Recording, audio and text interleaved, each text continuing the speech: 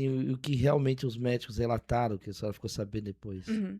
E aí quando eu cheguei no pronto-socorro, eles falaram que eu estava tendo um AVC, por conta que uma artéria minha entupiu e com isso o sangue, que é o oxigênio, parou de ir para o cérebro, fazendo então com que eu tivesse o AVC. Meu Deus. Isso você tinha 17 anos? Eu estava com 17 anos na época. Meu Deus. E o processo, como é que foi esse processo do AVC para você?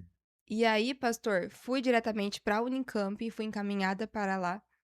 E aí nisso, chegando lá, eu fui direto para o centro cirúrgico.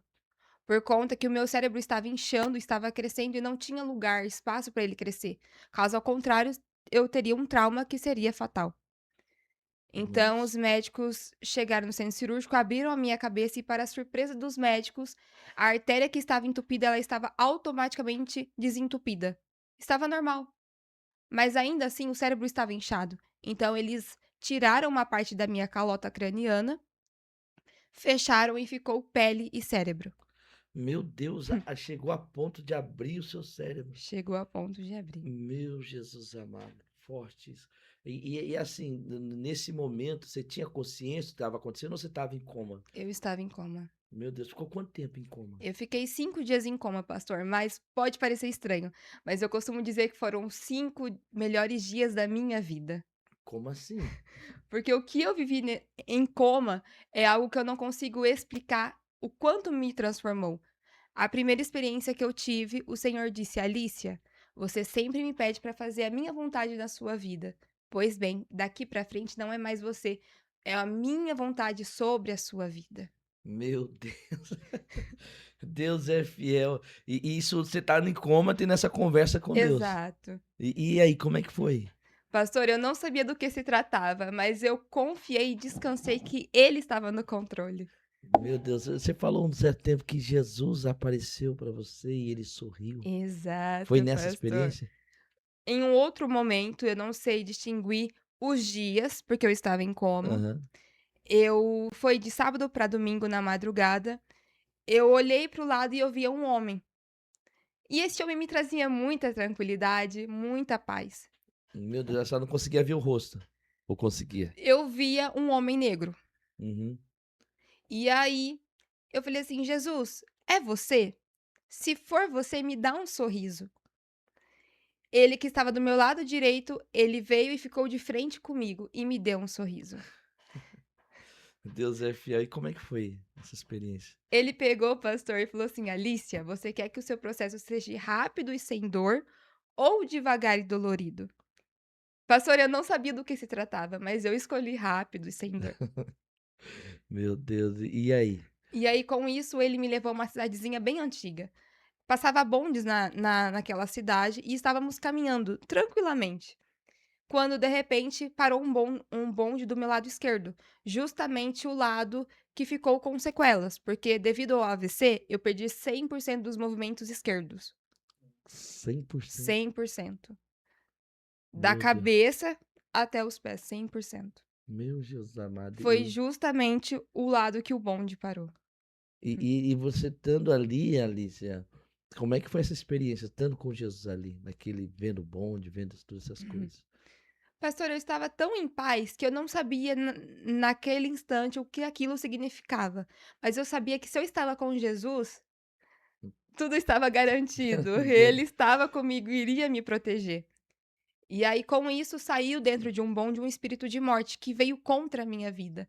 Mas como ele viu que Jesus estava comigo, ele olhou para Jesus e saiu correndo. Pastor, eu vi a morte nitidamente correndo de mim. meu Deus, você viu o espírito de morte O espírito de morte. correndo de você. Exato. Meu Deus, e assim, você tem como relatar a forma? Não deu pra ver. Ele era um espírito todo preto, preto, preto, preto, feio. E ele tinha uma espécie de uma lança na mão. Uhum. E ele simplesmente saiu correndo.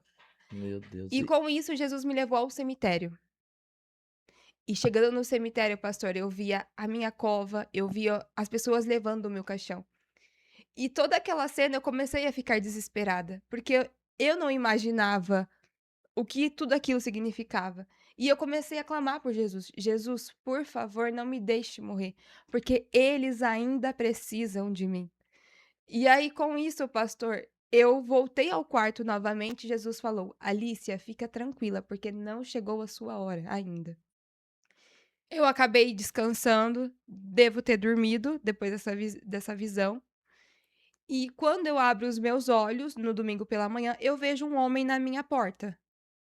Mas a minha visão estava muito embaçada, eu só via como se fosse um homem todo de branco no batente da porta. E logo depois as enfermeiras entraram. E no que elas entraram, eu perguntei a elas: "Moça, você viu o homem que estava aqui? Chama ele para mim, por favor". E eu comecei a falar para elas: "Chame ele, eu quero falar com ele". E elas falaram: "Alicia, não tem nenhum homem de plantão hoje. De ontem para hoje não tem nenhum homem, só há mulheres aqui nesta ala". Meu E eu falei Deus. assim: "Tudo bem, ok". Fui, pastor, para o quarto, aonde eu fiquei 10 dias no quarto. E foram os 10 dias, eu achei que, tipo assim, seria mil maravilhas, embora eu estava numa situação toda delicada, não sabia o Uhum, certo ainda o que estava acontecendo. Não tinha ideia que seria um AVC que eu estava tendo, mas uhum. eu sabia que eu estava no hospital, desde a primeira visão.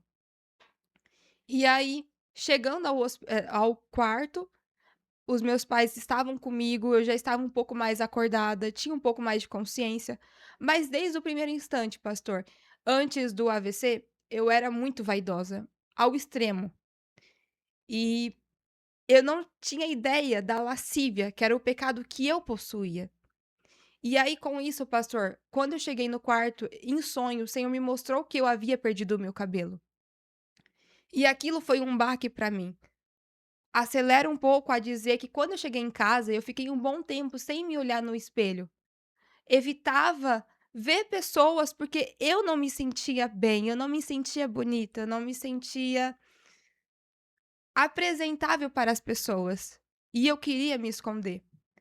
E aí, quando eu estava no quarto, existia a guerra espiritual, não estava só na UTI, mas foi no quarto também.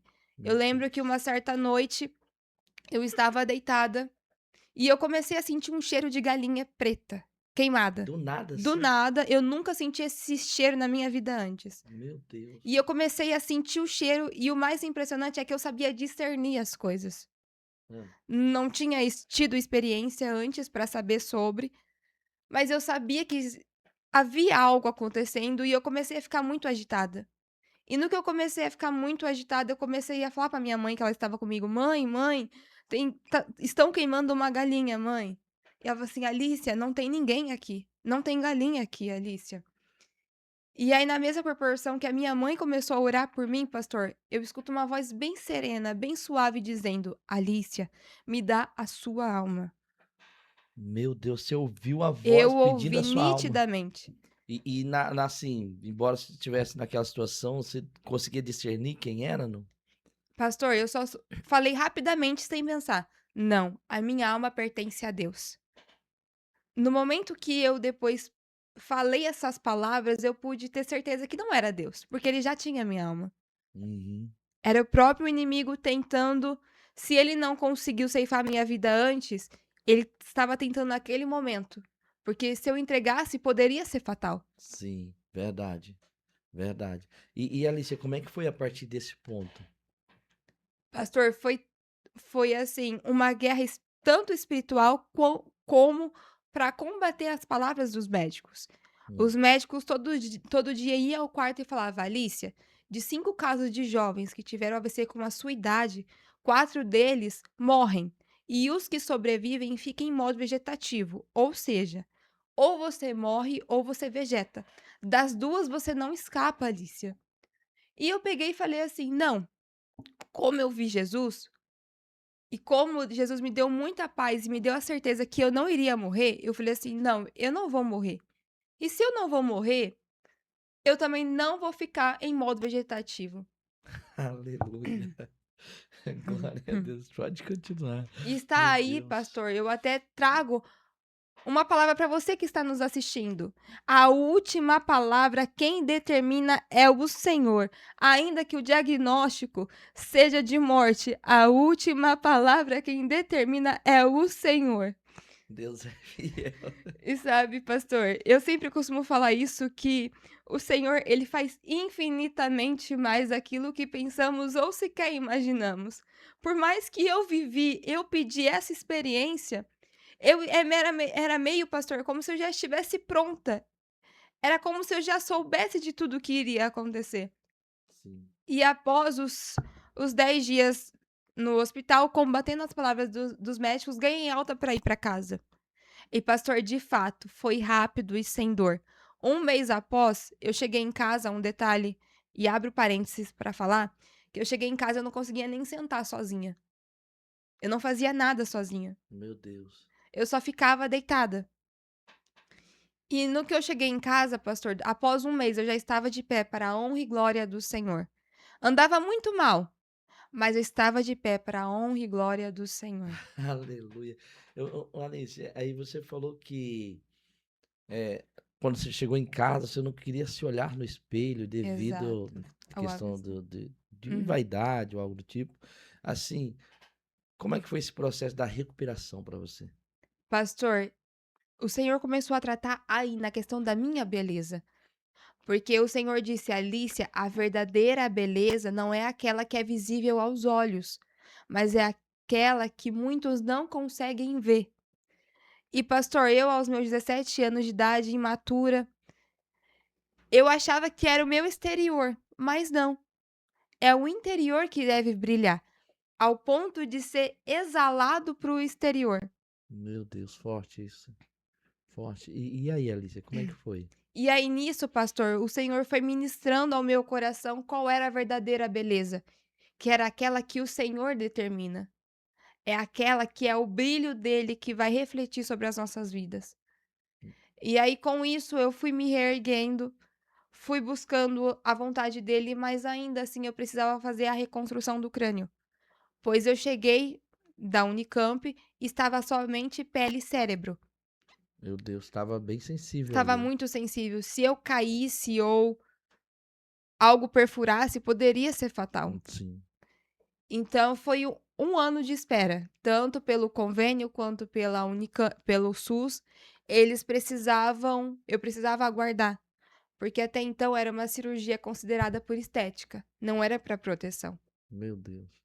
E aí, Alice, chegou a fazer a cirurgia? Como é que foi? Foi, mas antes da cirurgia, pastor, o Senhor ainda continuou me lapidando. Foi um ano de espera, mas não foi um ano de espera de qualquer jeito. Eu esperei orando, buscando a sua face, buscando conhecê-lo cada vez mais. E nisso teve e tanto após esse processo todo, aconteceram outras coisas. Os meus pais, eles ficaram doentes. E um detalhe importante, pastor, é que assim que eu cheguei em casa, eu orei ao Senhor, pedindo para que eu não tivesse Covid. Como estava na época do Covid, Uhum. e quando eu tive o AVC foi no auge do Covid, eu só pedi para o Senhor: "Não me deixe pegar o Covid". E o Senhor, pastor, foi muito fiel ao meu pedido. Glória a Deus. E aí, você passou esse processo da Covid, os seus pais se adoeceram, foi isso? Isso, pastor, eles tiveram Covid, mas até nisso, pastor, eu vejo que o Senhor permite sim que coisas ruins aconteçam, É. mas é para que o nome dele seja glorificado e até então, para nos fazer sair da zona de conforto. O Covid dos meus pais serviu para me tirar do meu conforto, porque até então eu estava apenas com o lado direito normal, o lado esquerdo ainda muito debilitado, e eu precisava cozinhar para os meus pais. Embora pessoas nos ajudaram, ainda assim eu que estava dentro de casa ia dar o suporte maior. E foi Uhum. quando eles tiveram o Covid que o Senhor me levantou para ajudá-los e cuidá-los. Meu Deus. Você conta um relato, você tinha havia conversado comigo sobre algo que, como o lado esquerdo não se Isso. movimentava direito, você preparava as coisas com a mão só. Exato, pastor. Eu preparava os alimentos, sempre gostei de cozinhar, porém, eu estava com aquele receio: "Como é que eu vou fazer agora com uma mão só?". Então eu fui buscar a orientação do Espírito Santo e fui pedindo: "Espírito Santo, me ajude. Meu amigo Espírito Santo, me ensina a voltar a cozinhar novamente". Meu Deus. E pastor, foi tão, assim, surreal que ele foi me instruindo. Era como se ele falasse: "Alícia, desse jeito, Alícia, daquele jeito. Vai cortar a cebola? Faça assim, faça por Meu esse Deus, eu lado". creio, eu creio. E Alice, você passou por um momento aonde a sua mãe adoeceu, seu pai adoeceu, Uhum. e teve um momento que ela foi tomada pela voz do Exato, inimigo, é isso? Conta isso. para nós com mais detalhe. Pastor, no meio desse processo, meu avô veio a falecer e com isso a minha mãe não suportou Dor. tamanha dor. Me viu na UTI em coma, viu meu avô sendo entubado, desentubado e com isso ela acabou adoecendo. E na sua fragilidade, o inimigo acabou usando a vida dela. E aí ele pegou e me disse: "O que a sua avó não foi, o que eu não fui, você vai ser, sua crente macumbeira". E naquele momento, pastor, eu ainda não tinha aquele discernimento, eu estava ainda em reabilitação. E aí eu acabei falando assim: "Mas Senhor, eu preciso liberar o perdão a ela. Como é que eu vou liberar o perdão para ela? Ela me deu uma sentença. A minha mãe me amaldiçoou. E agora?". Foi quando, pastor, o Espírito Santo ministrou ao meu coração: o oposto de uma macumbeira é uma missionária, ou seja, grande macumbeira, grande missionária. Aleluia. Deus é fiel. Meu Deus. E como é que foi esse processo, Alicia, para você? Você chegou a passar por um processo de depressão, foi isso? Foi isso, pastor. Nesse momento do relato, naquele momento, eu liberei o perdão instantaneamente, porque eu entendi que o Senhor ele é especialista em transformar palavras de maldição em bênçãos para a nossa Eu vida. creio, E naquele momento ele já havia me revelado o meu chamado. eu creio. E eu descansei no Senhor.